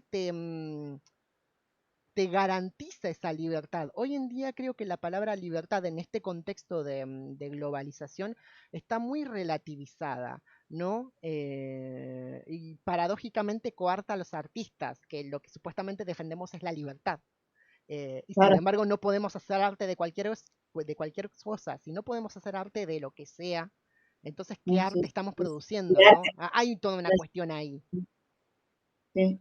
Y mira lo que acaba de decir, me lleva a pensar también esto que hablábamos recién de la coherencia, que hay muchas opiniones marginales en las redes, y muchos de estos de que opinan en las redes y que dejan de seguir a uno porque le dijo algo que no le gustaba y qué sé yo, porque no es así la sociedad como tiene que ser, no han ido a votar. O sea, mira cómo, cómo todo tiene que ver con todo, nada tiene que ver con nada, no sé, la verdad que no sé. Y volvemos al principio, no entiendo nada, no, solo sé que no sé nada, no le encuentro relación a los precios, ¿no? No hay relación con. Bueno, Y a la vez todo relacionado. Pero mira, ¿no? Porque claro, para opinar abiertamente así en el muro de una persona, y no de manera anónima, a veces sí, pero es como, no sé, y después no te da tiempo de ir a emitir tu voto, o no tenés claro, ganas de ir. es como raro, o sea, vos decís, Pero entonces, ¿por qué no te callas? es como, mira, se me ocurre esto, que el tweet es como un sustituto del voto, solo que no es un sustituto real, es como un, ay, ¿cómo se dice esta Eso es lo que no palabra? sirve.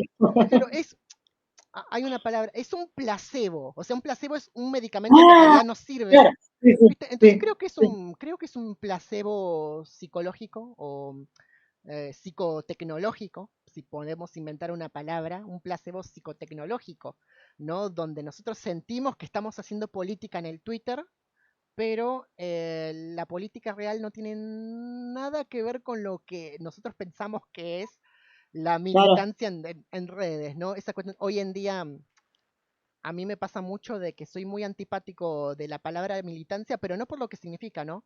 Sino por esa cosa de que por ahí se habla y me parece bien que se asiente el debate de, sí, porque hay que militar al arte independiente, al arte... Y es como, estoy de acuerdo, pero mm, eso implica, por lo que vos me estás diciendo, fulanito, fulanita, que vos lo haces 24/7 y honestamente en las condiciones en las que vivimos nosotros, por lo menos los argentinos, uno no puede no puede ser artista 24/7. O sea, de poder, uno no puede. Yo también no soy sé. hijo, soy hermano, soy estudiante, soy editor. Bueno, vos, Andrea, sos madre, sos esposa, sos escritora.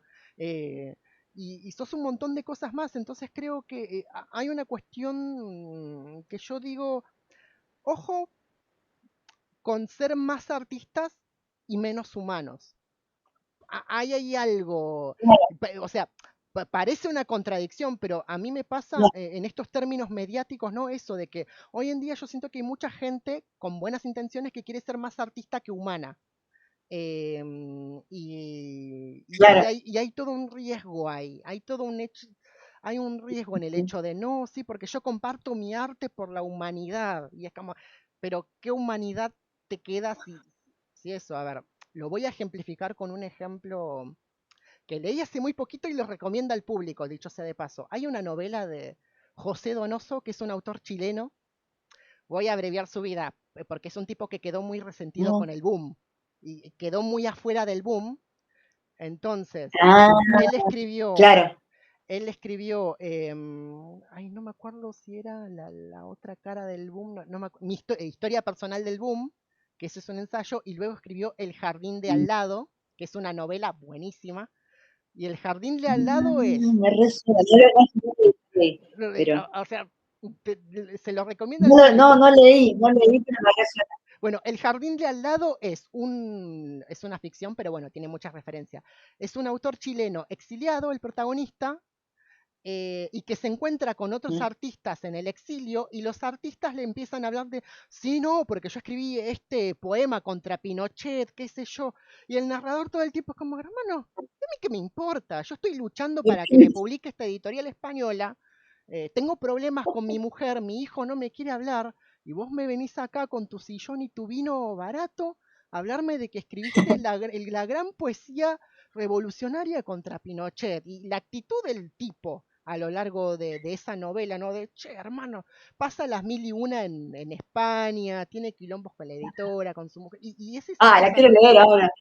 Bueno, repito, El jardín de al lado de José Donoso, que tiene como muchos palos a los autores del boom, justamente por esa cuestión, o esa cuestión de, che, mi humanidad es esto, y con esta Claro, humanidad que siento, la verdad que no me nace escribir contra Pinochet, o no me nace escribir contra este o tal régimen, que me parece claro, perfecto, diría el sí, personaje protagonista, pero el tipo está tan hundido en su miseria que no puede escribir otra cosa, que no puede pensar, no puede avanzar en su escritura, ¿no? claro, Entonces hay una cuestión ahí que es que él ve a ese grupo de artistas queriendo ser más artistas que humanos, chapeando con que son los grandes humanistas del nuevo siglo, y el tipo es claro, como, che, che, no, yo la estoy pasando mal, y no me estás claro, escuchando. Entonces, viste, claro. hay una cuestión ahí, y volviendo a nuestro presente, ¿no? Es algo que me preocupa, sinceramente, esa cuestión de, yo por ahí, por eso tengo esa actitud muy de ermitaño,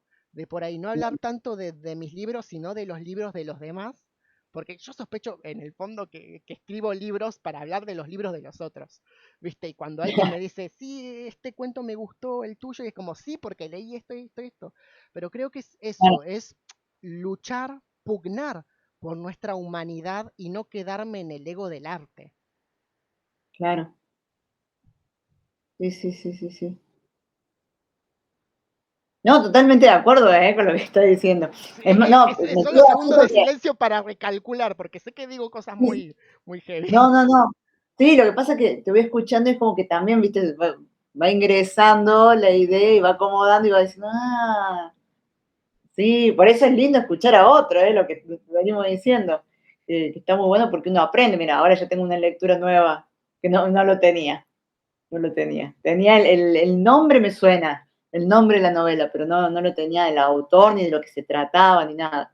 Eh, pero sí, sí, y bueno, y esa es otra cosa, o sea, es lo que existe también. O sea, el- la humanidad así, o puede decir, qué sé yo, época de mundial, quizás hay gente que la está pasando horrible, que está en medio de guerras, que está en medio de hambruna, y no le vaya a hablar de fútbol, que miércoles le importa quién salió campeón del mundo, porque está en otra, o sea, porque no, tiene que preocuparse de otras cosas. Bueno, creo que eso también le pasa a cualquier artista humano. Ahora con esto que está la inteligencia artificial, la otra vez vi en las bases de un concurso prohibido que no sea hecho con la inteligencia artificial, o sea, lo tienen que poner como uno de Mira, los mira. requisitos. Bueno, ¡No! aprovecho para preguntarte cuál es tu postura respecto a, a las IAs.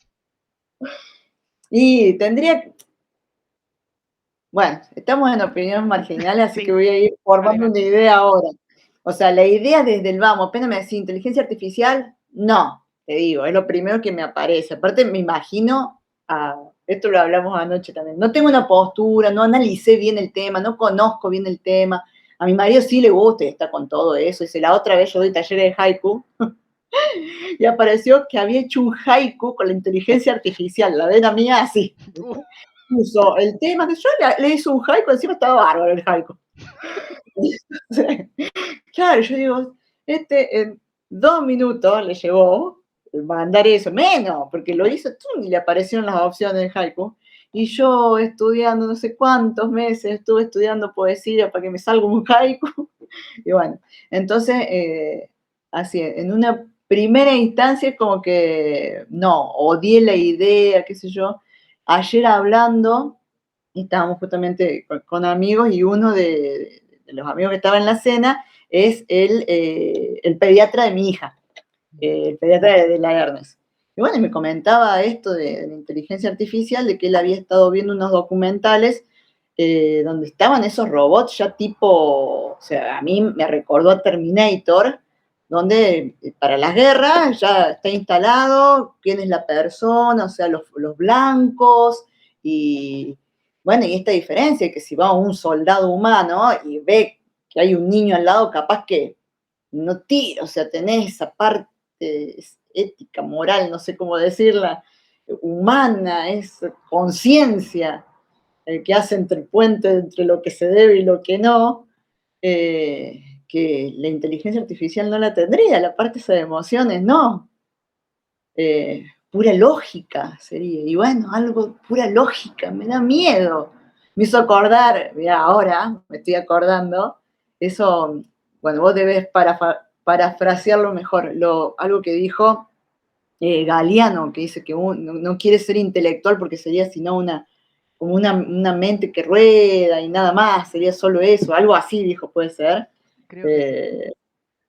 Eh, muy, muy lindo lo que él dice, de que él no se considera intelectual porque si no sería una cabeza que anda y nada más, y es como mucho más complejo el ser humano, ¿no?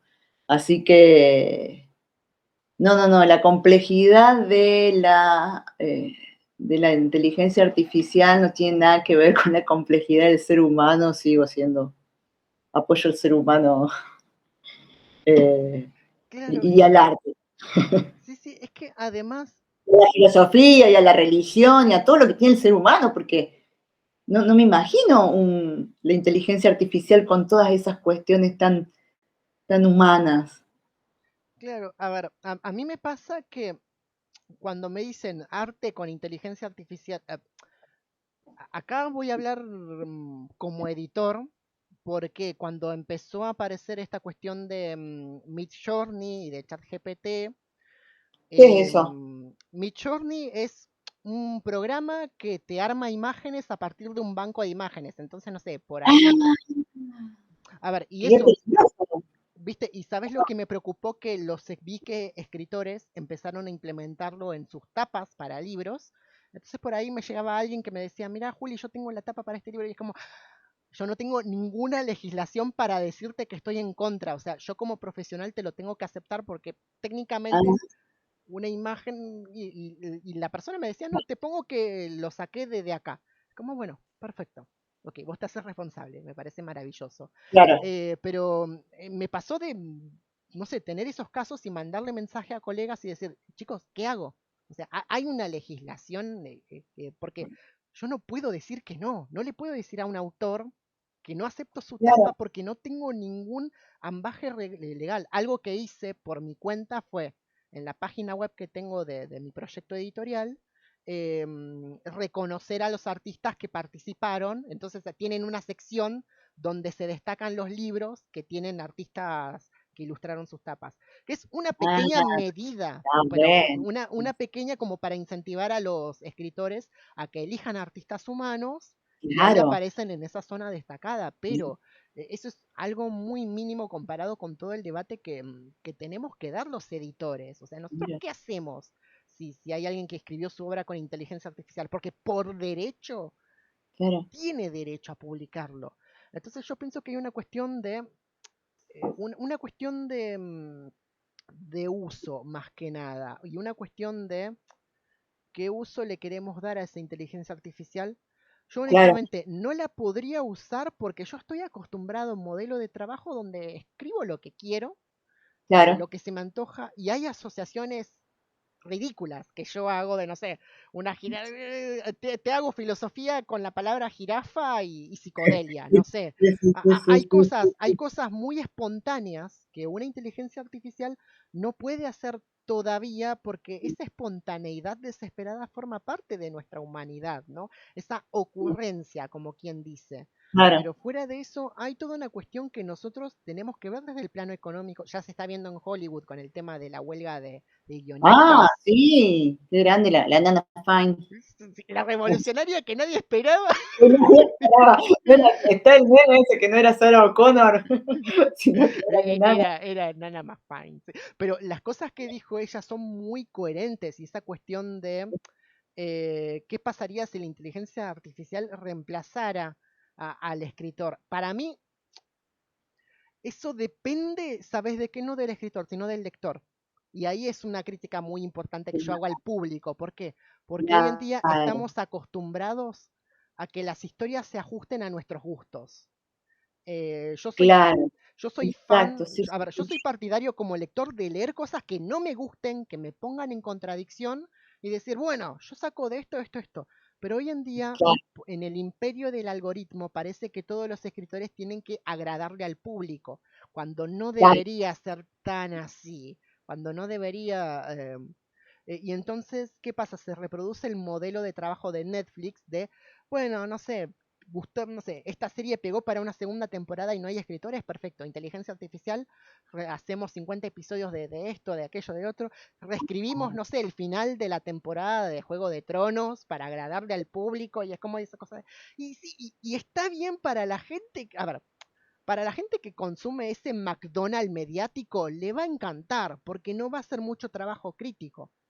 Ahora, claro. eso no va a reemplazar a los Scorsese, a los Tarantino, a los Coppola No, en absoluto. no, Creo que eso es algo que tiene que quedar en claro, de que la IA no puede reemplazar nuestro desesperado deseo de ser humanos, ¿no? Entonces, claro. a ver, yo no comparto mucho la postura de los optimistas, soy más del lado de los apocalípticos, pero es entender eso, de que sin importar lo avanzada que sea una inteligencia artificial, el desesperado deseo de ser humanos es lo que marca nuestras artes, nuestra literatura, lo que marca, más allá de la técnica en sí, lo que Claro, nos pueda decir el discurso, el cuadro, el texto. sí, sí, sí, sí, sí, es verdad. Sí, volvemos a lo que vos decías, esto de antes que político, antes que escritor, antes que artista, es el ser humano. Eh, es el centro, o sea, es el centro de todo lo que gira. Sí, sí, sí, Bueno, y sí. valdría preguntarse, ¿es el centro o sigue siendo el centro hoy en día? Porque está pasando algo muy... El centro de interés de lo que nos tiene que importar, ¿no? Eh, en el sentido de que no que es la medida de todas las cosas, como decía que no me acuerdo ahora, no, ¿era Pitágoras? Sí, no, Protágoras. Bueno, alguno de esos. Que decía eso, que el hombre, de ahí un montón de filósofos lo odiaron porque como que lo que yo digo es una cosa así, significaba eso, que lo que uno decide, este vaso existe porque yo digo que existe, qué sé yo, bueno. Y bueno, en esa época era como que era tanto para afuera como para adentro la evolución, el crecimiento y demás. Eh, entonces, el hombre, la humanidad, o la vida, mejor dicho, la vida sería eh, la vida con toda la complejidad, eh, desde, desde los cuerpos, desde los minerales, desde el ser humano, el cuerpo, las emociones, todo eso, el centro de interés. Entonces, si tenemos eso como centro de interés y no perdemos que nuestros valores tienen que estar en función del resguardo de eso, eh, bueno, si tenemos en cuenta eso, vamos a ir bien. Ahora, si no, si el interés se desenfoca la vida de todos, estoy hablando hasta hablando como un clásico, un filósofo clásico, eh, la piedra tiene vida, la piedra ocupa un lugar, tiene vida y tiene mutaciones, entonces eso también tiene vida. Entonces hasta en eso, cuidamos hasta esa vida, bueno, vamos a ir bien. Si no, se nos va a desarmar todo. Maravilloso. Creo que esta es una gran manera de cerrar este episodio. No sé si te quedaste con algún tema que hayas querido tocar. Creo que pasamos por muchísimos. Oh, Julia, a mí me pasa que te escucho a vos, diálogo con vos y me olvido que esto va a ser subido a un canal de YouTube y que la gente tiene sus tiempos y que probablemente esta parte alguien no ya se haya cansado y se haya ido. Es como que no me importa. Es como que puedo seguir hablando, pero sí. eh, siempre me surge en esto, te escucho y me pongo a pensar y a analizar cosas. Creo que a vos te pasa lo mismo. Una vez me acuerdo cuando Fede Serventi, de verdad, que decía, Sí. me encanta escucharlo es más, a veces deseo hablar como él, decía esta vez, porque invitás, sos una persona muy agradable, invitás a que el otro piense, invitás a que el otro hable, y no, bueno, y eso, esto no tiene precio para mí. O sea, estas 2 horas, vamos para Sí. 2 horas. Encima al principio dijimos, no, va a ser algo de 50 minutos nomás, tipo. Pero, Claro, pero bien que no, no, llegamos a las. Bien que llegamos a las 2 horas. O sea, prácticamente somos una película de Marvel, que ahora están durando, no sé, 2 horas, tres. Y somos mejor que una película de Marvel teniendo en cuenta lo que están lanzando ahora. Pero bueno. em, no, y a todo esto, mirá si si, serían preparadas las opiniones de Marginal, porque esto es, hola, ¿qué hace? Hablemos de esto, y es como que es espontáneo lo que hablábamos recién de la espontaneidad, de ponernos a hablar, a pensar, es lo que se va haciendo el programa. Imagínate si fuera una entrevista donde ya sabemos de qué vamos a hablar, qué sé yo, capaz que este sería más aburrido, no sé. sí, sí, no, O pensaríamos menos, porque ya estaríamos. claro, no, estoy a favor de la espontaneidad humana porque salen cosas muy hermosas y hablamos por fuera de nuestro rol de escritores. Iba a preguntarte cosas sobre tus libros, pero creo que Sí. vale más que la gente los descubra por su cuenta. Sacre, Un jardín de imborrables primaveras. Mientras tanto, que no sé si, creo que está la versión digital disponible en tu Sí, usuario, en tu sí, cuenta. sí, sí. Creo que quedaban algunos ejemplares. La otra vez mandé un mail y me dijeron que quedaban algunos ejemplares en el atril. Eh, pero sí, está la versión digital y ya vamos a ver si. Bueno, hablando de inteligencia artificial, que hablábamos de los artistas, tanto mientras tanto como en Un jardín de imborrables primavera, las tapas están hechas por dibujantes. Las tapas y el contenido de mientras tanto también con dibujantes. No, quería agregar eso, ¿no? Excelente. No, no, no, es importante porque el arte ante todo humano, Trabajo con sobre todo. Y bueno, para terminar, yo sé que lo has dejado claro, pero ¿cómo has transitado este primer episodio oficial de Opiniones Marginales aquí en YouTube grabado? ¿Qué te pareció esta charla? A mí me encantó porque, aparte, como que arranqué con esto de que, bueno, es para subir un programa a YouTube, una especie de entrevista. A medida que pasaban los minutos, es como que, nada, me olvidé, fue ponerse a charlar, a mostrar lo que uno tiene para decir, a pensar con el otro. Pensar con el otro, es muy importante pensar con el otro. Eh, no, hermoso, me encanta, me encanta. Me encanta hablar con vos, me encanta opiniones marginales. Nada de esto, o sea, más de 1 hora y media, no es tiempo perdido para nada, para nada. Creo que me voy teniendo mucho más de hace 1 hora atrás, o sea, me voy con muchas cosas más.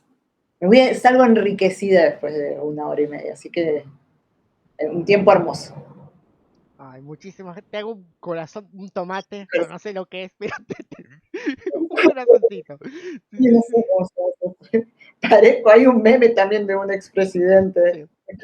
que regaló mi tomate. En mi Bueno, no tomate. me sale Sí. reírme de él.